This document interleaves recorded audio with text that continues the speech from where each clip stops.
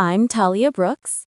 And I'm Vanessa Calderon. Welcome to Deep Dive. February 10th is a fascinating date. It's one of those days that proves how much a single person can shift the trajectory of history, especially when they refuse to settle for the status quo. Take Vesta Stoudt, for example. Vanessa, have you ever thought about why we have duct tape? Yeah, so if you're new to keeping plants, try something like a snake plant or a ZZ plant. They're pretty easy to take care of. Honestly, it's like the ultimate fix-all. I just assumed it always existed in some toolbox. But I had no idea it started with a literal letter to the president. That takes some serious guts. Exactly. It was 1943, right in the middle of World War II.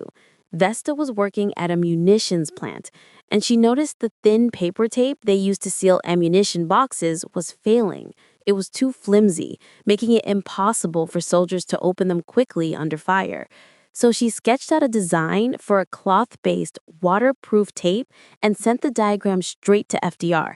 He was so impressed, he ordered Johnson & Johnson to start production immediately. That's remarkable.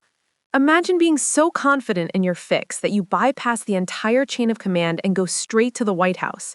It really shows how a simple, durable design can solve massive systemic problems.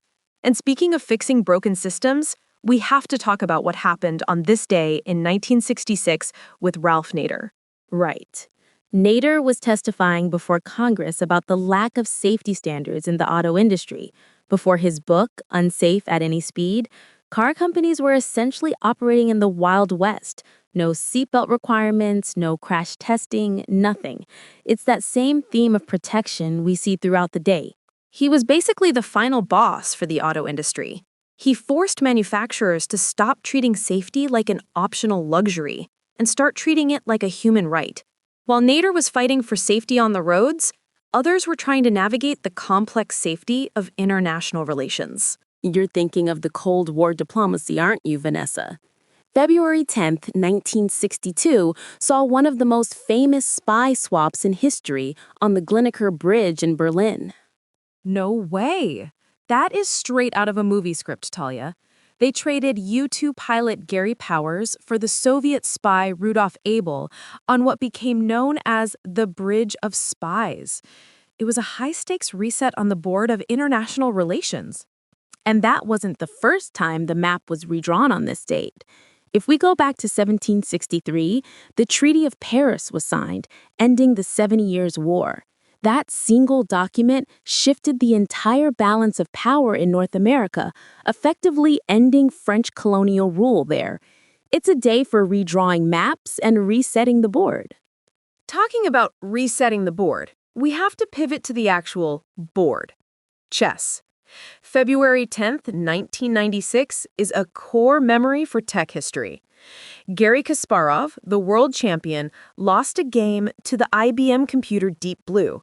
It was the first time a sitting world champion lost to a computer in a regular match.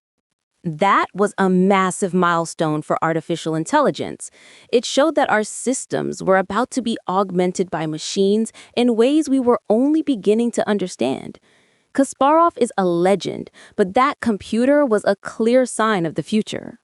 Totally. It's definitely the start of the AI era we're living in now. But February 10th isn't all about machines and treaties. We got the earthly debut of Ziggy Stardust in 1972. David Bowie just decided to become a spaceman at a pub in London and changed rock lore forever. Artistic reinvention is a form of resilience, too. We also saw some major legacies come to an end on this date. Laura Ingalls Wilder passed away in 1957, and more recently, the iconic Shirley Temple Black in 2014. They both defined different eras of the American story. They were absolute icons. And, for the TV fans, Arrested Development aired its original final episode in 2006. A bit of a sad day for comedy, but the show became a cult classic. It's a lot to pack into one day on the calendar. It certainly is, Vanessa.